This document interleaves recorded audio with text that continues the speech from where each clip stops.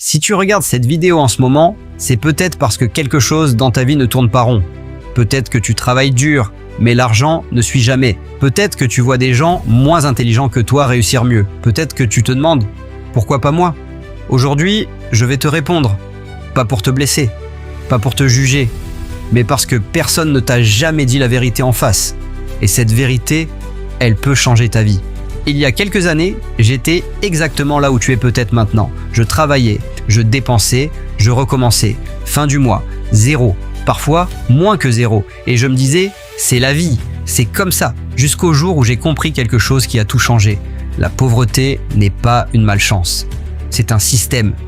Un système d'habitudes, de pensées et de comportements qui se répète chaque jour silencieusement et qui te détruit lentement. Aujourd'hui, je vais te montrer exactement comment fonctionne ce système et surtout, comment en sortir. Tu dépenses au lieu d'investir. Première raison pour laquelle tu restes pauvre. Tu dépenses tout ce que tu gagnes, tout, chaque mois. Dès que l'argent arrive, il repart. Vêtements, resto, sorties, Netflix, Amazon. Et je ne te dis pas que c'est mal de te faire plaisir, mais laisse-moi te poser une question. Est-ce que tu achètes ce dont tu as besoin ou est-ce que tu achètes pour te sentir bien une heure? L'illusion du statut. La plupart des gens achètent des choses chères pour montrer aux autres qu'ils ont réussi. Mais voilà l'ironie. Les gens vraiment riches n'ont rien à prouver. Warren Buffett vit dans la même maison depuis 1958. Il conduit une voiture ordinaire. Pas parce qu'il n'a pas les moyens, mais parce qu'il a compris quelque chose que la plupart ignorent. L'argent dépensé pour paraître est de l'argent qui ne travaille jamais pour toi. L'exemple des 100 €. Imagine 2 personnes, même salaire, 2000 € par mois. La première dépense tout. Fin d'année, 0 € d'économiser. La deuxième met 200 € de côté chaque mois, juste 10%, et les investit. Fin d'année, 2400 €. Dans 10 ans avec les intérêts composés, des dizaines de milliers d'euros. La différence? Une seule décision répétée chaque mois. La règle à retenir, paie-toi en premier. Avant les factures, avant les plaisirs. Toi d'abord. C'est la base. Et si tu ne retiens qu'une chose de cette vidéo, c'est ça. Tu es esclave du plaisir immédiat. Deuxième raison, et celle-là, elle est profonde. Tu es addict au plaisir immédiat. Ton téléphone, les réseaux, les séries, les sorties, tout est conçu pour que tu te sentes bien, maintenant. Pas demain, maintenant. La science derrière ça, il y a une étude célèbre qu'on appelle le test du marshmallow. Des enfants ont le choix, manger un marshmallow maintenant ou attendre 15 minutes et en recevoir 2. Les enfants qui ont attendu. 20 ans plus tard, ils avaient de meilleures notes, de meilleurs salaires, une meilleure santé. La capacité à différer le plaisir est l'une des compétences les plus puissantes qui existent. Et tu peux l'entraîner, le vrai coup du divertissement. Tu scrolles Instagram 2 heures par jour, ça fait 730 heures par an, soit presque 30 jours entiers perdus à regarder la vie des autres. En 30 jours, tu peux apprendre une compétence, lancer un projet, lire 10 livres, transformer ta situation. Le temps que tu passes toi à te divertir est du temps que tu voles à ta propre réussite. La question à te poser ce soir, qu'est-ce que j'ai fait aujourd'hui qui va améliorer ma vie dans 5 ans? Si tu n'as pas de réponse, tu comprends maintenant pourquoi rien ne change. Tu n'as aucun plan. Troisième raison, peut-être la plus sous-estimée, tu n'as pas de plan. Tu survives au lieu de construire. Tu te lèves, tu réagis aux urgences de la journée, tu te couches épuisé et tu recommences. C'est ce qu'on appelle vivre en mode réactif. La métaphore du GPS. Tu monterais dans une voiture sans savoir où tu vas, sans GPS, sans destination. Tu conduirais des heures et tu t'étonnerais de ne pas être arrivé? C'est exactement ce que tu fais avec ta vie financière. Sans objectif clair, ton cerveau ne sait pas dans quelle direction aller. Il prend le chemin le plus facile. Et le chemin le plus facile, c'est toujours le statu quo. Comment construire ton plan en 3 étapes? Étape 1, définis où tu veux être dans 3 ans. Pas vague, précis. Pas je veux être riche, mais je veux gagner X € par mois, avoir X € d'économie et vivre à Z. Étape 2, travail à rebours. Si tu veux gagner 5000 € par mois dans 3 ans, Qu'est-ce que tu dois faire cette année? Ce mois-ci? Cette semaine? Aujourd'hui? Étape 3. Revois ton plan chaque semaine, 15 minutes le dimanche. Pas plus. Tu regardes où tu en es. Tu ajustes. Tu continues. Un plan imparfait exécuté vaut infiniment mieux qu'un plan parfait jamais commencé. Ton entourage te détruit. 4e raison, et celle-là va peut-être faire mal. Ton entourage te tire vers le bas. Jim Rohn l'a dit il y a 40 ans. Tu es la moyenne des 5 personnes que tu fréquentes le plus. Regarde les 5 personnes avec qui tu passes le plus de temps. Leurs habitudes, leur mentalité, leur rapport à l'argent. C'est probablement là où tu seras dans 5 ans. Les signes que ton entourage te bloque. Quand tu parles de tes projets, on te dit c'est risqué.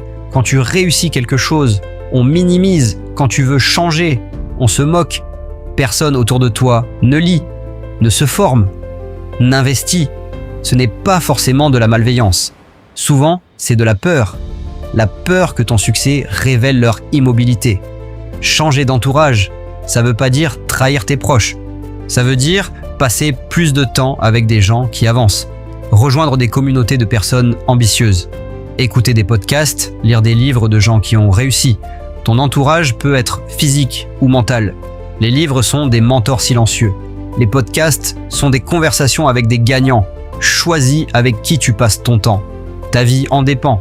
Tu veux réussir sans souffrir, 5e raison, et probablement la plus difficile à entendre. Tu veux le résultat, mais pas le processus. Tu veux être en forme, mais tu ne veux pas t'entraîner. Tu veux être libre financièrement, mais tu ne veux pas te discipliner.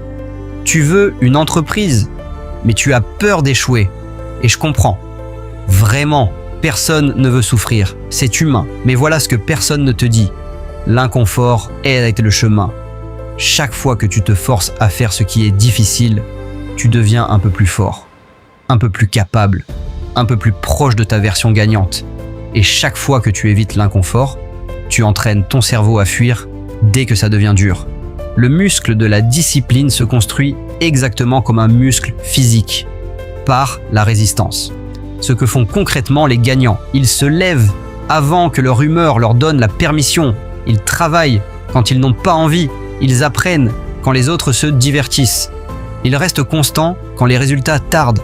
Ce n'est pas de la magie, c'est de la répétition inconfortable, jour après jour. La motivation est une émotion. La discipline est une décision. Arrête d'attendre d'avoir envie. Commence, l'envie viendra après. Le plan concret pour sortir de la pauvreté. Maintenant, concrètement, qu'est-ce que tu fais? Voici les 6 piliers pour transformer ta situation. Pas en théorie, en pratique. Pilier 1. Contrôle ton argent avant qu'il te contrôle. Règle des 50/30/20. 50% pour les besoins essentiels.